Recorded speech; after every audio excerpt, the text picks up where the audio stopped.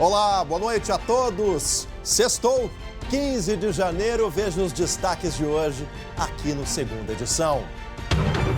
A prioridade das prioridades.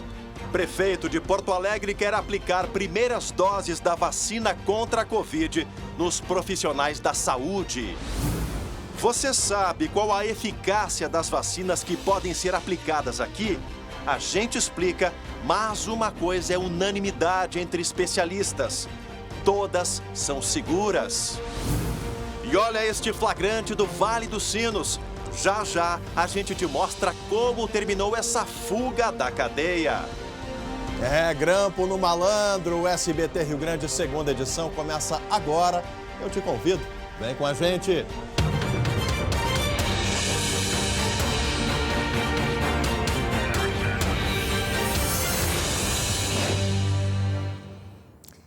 E olha, pessoal, abrimos o Segunda Edição de hoje falando de uma marca da pandemia que mostra o peso e o perigo do que é a Covid-19.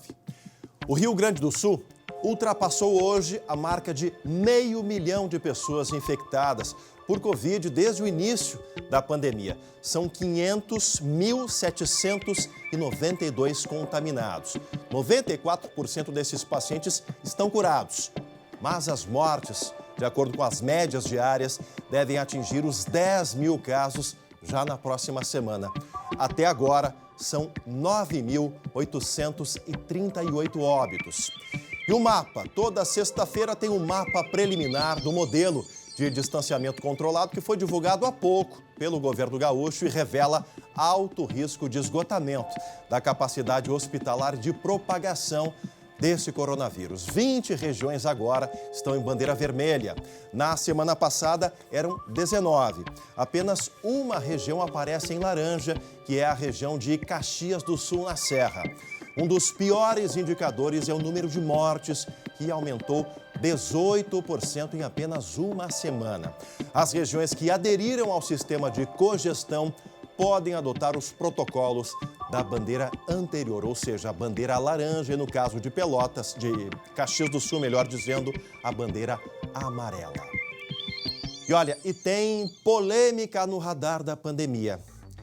Uma carta da Universidade Federal aqui do Rio Grande do Sul, a URGS, traz a público a preocupação de especialistas, de gente que entende do assunto, com as medidas adotadas pela Prefeitura aqui da capital no combate à Covid-19. E entre elas, o chamado Kit Covid, que vai ser disponibilizado à população porto-alegrense.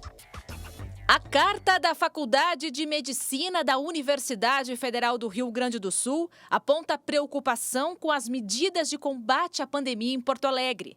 O relaxamento de medidas protetivas, de distanciamento e proteção pessoal, o fornecimento de medicamentos sem comprovação científica para a prevenção da doença, o chamado tratamento precoce. Este médico e professor da Faculdade de Medicina da URGS afirma que o kit é uma expectativa enganosa para o paciente.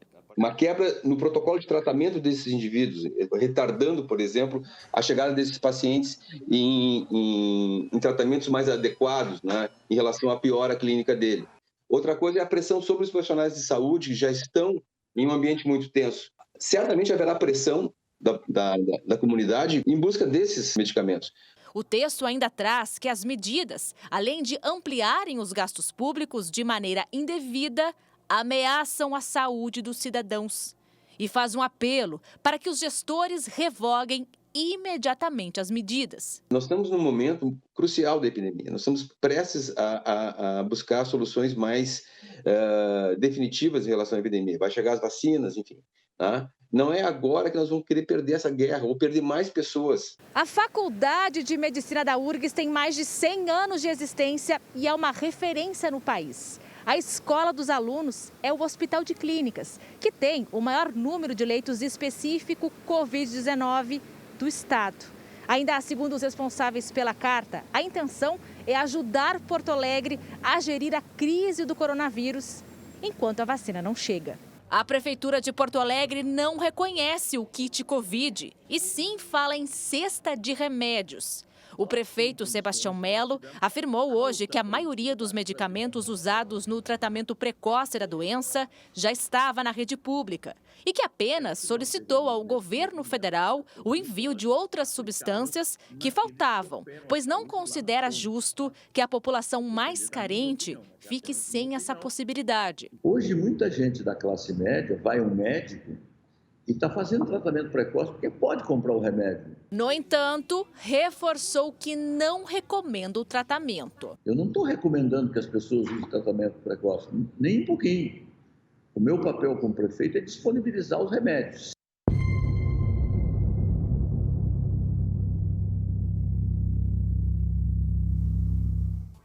É a capital da polêmica, né? Não tem nem 2 semanas de nova gestão e já enfrentamos esse ponto, um ponto delicado. Não é blá blá blá, não é mimimi. É a Faculdade de Medicina da URGS que está mostrando essa preocupação. Bom, a gente segue falando agora da gestão da prefeitura porque o prefeito Sebastião Melo também falou sobre a expectativa para o começo da vacinação aqui na capital. Aí falamos de vacina, de ciência de verdade. Quero saber da Luciana Incoma.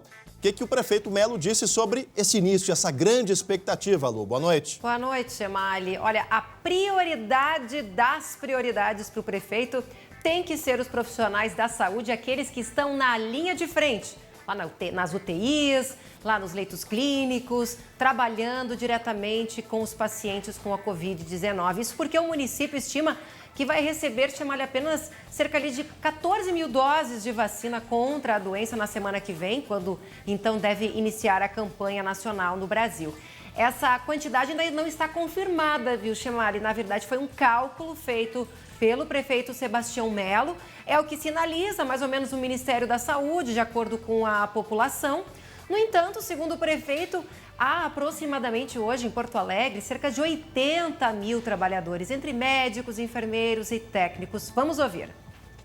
Mas eu acho razoável que desses 14 mil, eles fossem sim para aqueles que estão lá na UTI trabalhando com Covid. Eu acho que isso é uma questão de justeza, né? Agora, porque não tem vacina para todo mundo. E o prefeito Chemali também falou sobre a aquisição de novas doses pelo Ministério da Saúde, sobre essa distribuição aqui no estado, aqui na capital. A expectativa do prefeito é vacinar 18% dos porto-alegrenses até abril. É uma meta aí bem ousada, vamos ouvir. Tem uma segunda dose, uma segunda leva, que acho que é de 6 milhões. Depois tem uma terceira leva, que é de 22 milhões. Bom, pelo o plano que ele apresentou, se não houver nenhuma modificação, em abril teria 80 milhões de doses no Brasil. Bom, 80 milhões de doses no Brasil, se ela for distribuída proporcionalmente pelos estados, nós teríamos direito aqui em Porto Alegre de 500 e pouco mil doses. Se é 2 doses para cada cidadão, né, nós teríamos vacinado, então, 280 mil porto-alegrenses. Ele se refere ali, né, Chemali, ao ministro da Saúde, Eduardo Pazuello, quando ele diz, ele disse isso. Então, na verdade, o ministro repassou esses dados gerais e o prefeito fez este cálculo, né? Mas eu só acredito, Chemali, quando começar mesmo, viu? Eu acredito assim também, porque o nosso dia D, a nossa hora H mudou de novo, né, Lu? O Itamaraty acabou de confirmar, né, o Ministério das Relações Exteriores, que as autoridades indianas afirmaram que vai atrasar 2 ou 3 dias mais, ou seja, não é mais 20 de janeiro. Mas a gente torce para que seja na semana que vem, né? É o que a gente torce, né? Ou seja, o Brasil foi lá buscar essas doses, 2 milhões de doses, e aí agora o Ministério da Saúde já pediu para o Instituto Butantan encaminhar 6 milhões de doses da Coronavac imediatamente. Ou seja, se não tiver a vacina da Oxford, pelo jeito eles vão começar pelo menos com a Coronavac. Tá certo, Lu. Obrigado pelas informações. Daqui a pouco a gente volta a conversar com a Luciana Incoma, direto da redação. Agora preste atenção nesse flagrante de fuga frustrada. Um preso tentou escapar do Instituto Penal de Novo Hamburgo na manhã de hoje. Olha só. Ele até conseguiu pular o muro. Veja nas imagens de câmeras de segurança. Só que a fuga não durou muito tempo. A polícia usou 2 veículos para ir atrás do criminoso e nem precisou ir tão longe assim, já que o fugitivo estava a pé e sem nenhum comparsa aguardando para fazer o resgate. Logo depois, as imagens mostram o carro voltando à penitenciária e o detento descendo do camburão da polícia. De acordo com a assessoria de comunicação da Superintendência de Serviços Penitenciários, o apenado tentou fugir porque estava inconformado com a regressão de pena para o regime fechado. Tem que cumprir a pena até o final, meu amigo. E agora, em regime fechado. Vocês que estão em casa aí, preste atenção nesse caso. Imagina você estar em casa, sentado na poltrona, no sofá, no conforto, e de repente, aquele estrondo, aquele baita barulhão, parece um terremoto. Aí, tu sai de casa, vai para o pátio e se depara com um caminhão, praticamente dentro do seu terreno, da sua casa. Isso virou rotina para uma moradora lá de São Leopoldo. Quem conta essa história é o meu amigo Lucas Abate. Em 20 dias, 2 acidentes, na mesma esquina, flagrados pela mesma câmera e que destruíram a mesma casa. Graças a Deus, em nenhum dos dois eu estava. A primeira batida aconteceu no dia 28 de dezembro. Um Gol branco avançou e cortou a frente de uma van. Os 2 veículos destruíram o muro. A segunda colisão envolveu um Fiorino e um caminhão. Quando eu cheguei em casa, estava todo mundo da vila me chamando e eu não sabia.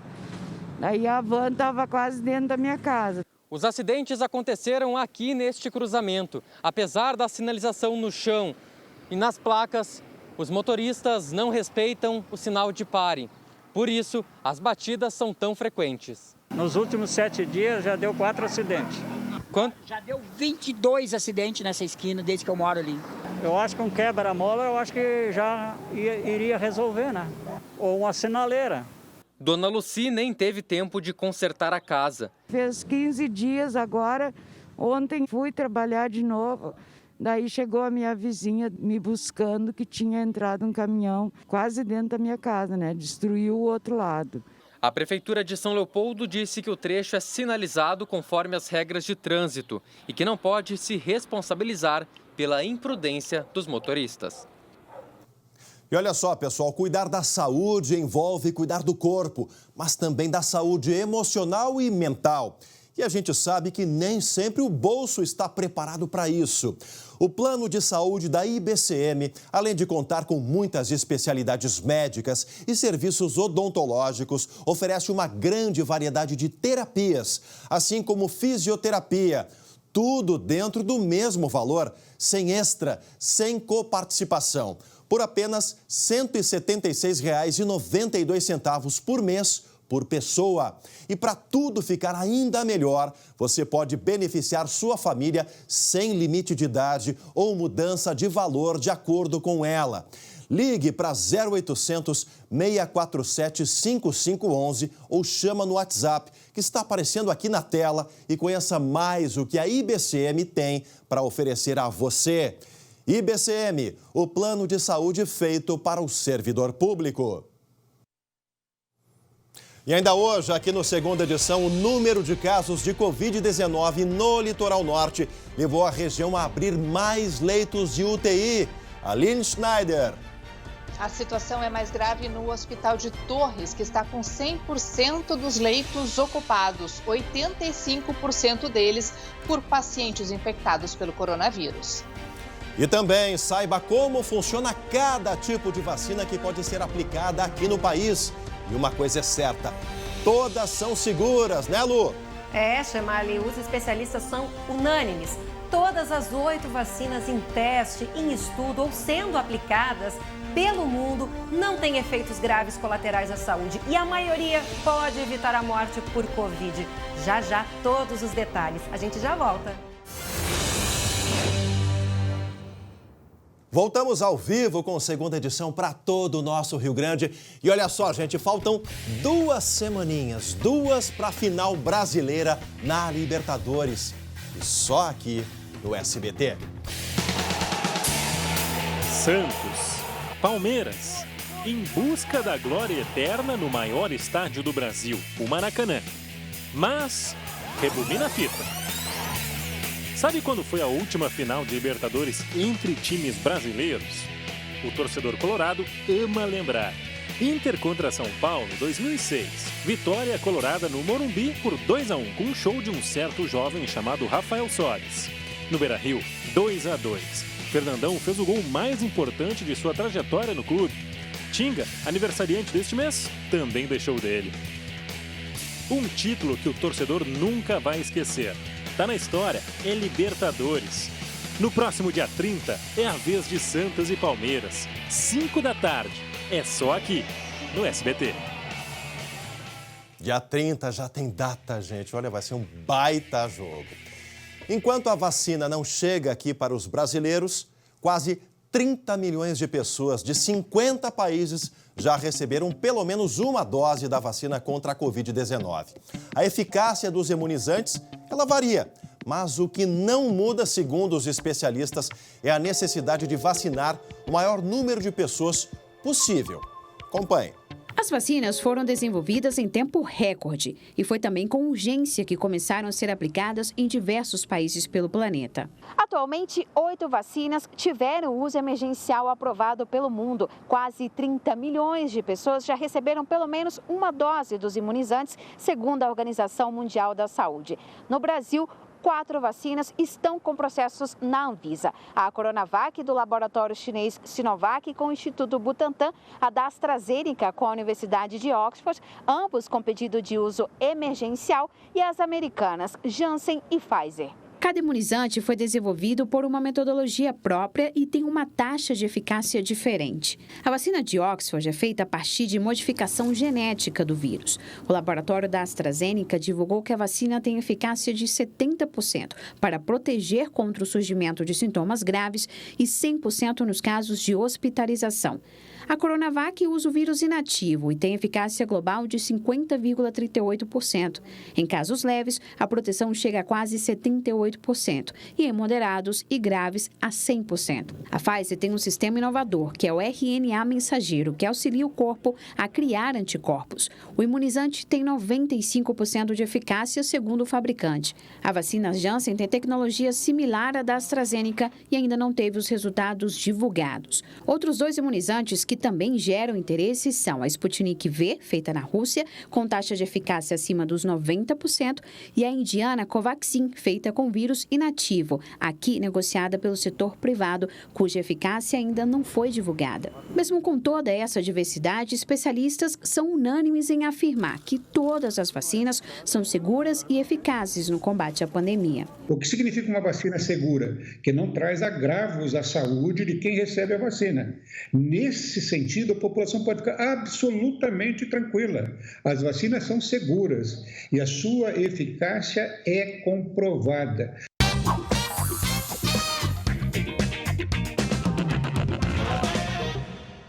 Olá, aqui é Anônimos Gourmet.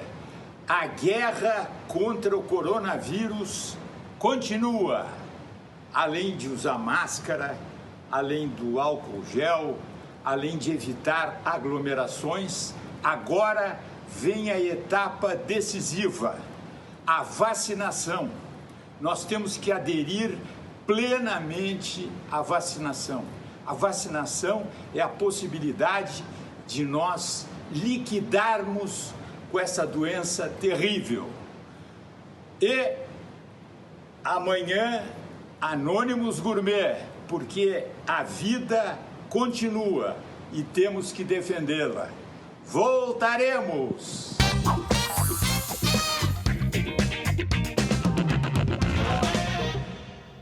Nosso mestre das palavras e das panelas, vocês viram ali que o Pinheirinho tá na casa de praia, né?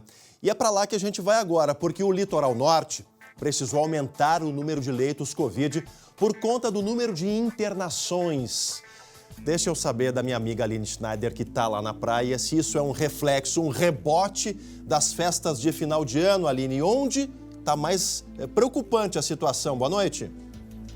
Oi, Chemali, boa noite a todos. A situação é mais preocupante em Torres. Lá a taxa de ocupação é de 100%. Todos os 10 leitos de UTI do hospital da cidade estão ocupados. 7 deles por pacientes com coronavírus, de acordo com dados da Secretaria Estadual da Saúde. Nesta semana, o Litoral Norte recebeu um reforço no número de leitos como explica o prefeito de Torres.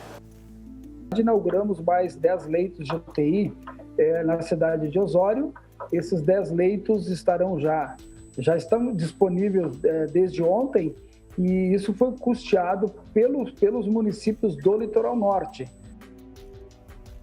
Agora, o Litoral Norte conta com 61 leitos exclusivos para coronavírus. Foi um incremento de 135% desde o início da pandemia até agora. Antes eram 26, agora são 35. E mesmo com esse aumento, a situação ainda é preocupante, sim, por aqui, como alerta o prefeito de Imbé. A gente tem uma preocupação grande ainda com o carnaval. A saturação do sistema, o colapso, é algo que nos preocupa, sim. Chemali, olha só, há algumas semanas eu conversei com a Jennifer. Ela e a família vieram para o Litoral Norte no Natal. No mesmo dia, a mãe dela, a dona Cleusa, de 69 anos, foi internada com coronavírus no hospital de Capão da Canoa. Essa aposentada, que até então era saudável, acabou partindo em cerca de 10 dias. E ela deixou um recado para a gente em homenagem à memória da mãe. Vamos ouvir. Vamos cuidar da gente, vamos cuidar dos nossos, vamos cuidar do próximo. O pessoal tá querendo viver o hoje, esquecendo da manhã. O mundo não vai acabar. A gente não vai morrer se não aproveitar um verão, mas a gente pode morrer se a gente não respeitar o distanciamento, se a gente não respeitar as regras, se a gente não tiver empatia pelo próximo. Não é só a minha família que está passando por isso, são várias famílias.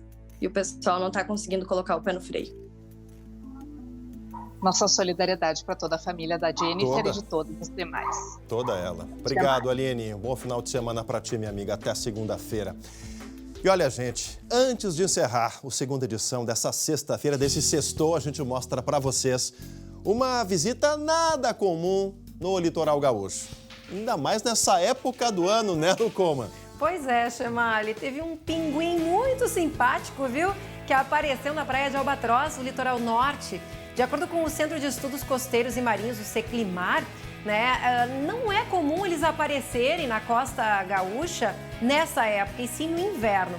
É que assim, Chemali, eles têm as colônias de reprodução nas áreas mais frias, lá ao sul, na Patagônia, perto da Antártica. Sim. E aí, nessa época do ano, eles pegam as correntes em busca de alimento, correntes mais quentes. Esse aí deve ter se perdido e não conseguido retornar. E a orientação, Chemali, é não mexer, não colocar ele de volta no mar, assim, interferir o mínimo possível para não debilitar ainda mais o bichinho. Tá certo. Obrigado, Lu, pelas informações. Boas férias para Luciane Coma, que vai voltar daqui a alguns dias. E a gente se despede. Um ótimo final de semana. Na sequência, o SBT Brasil. Se cuide e até segunda-feira. Tchau!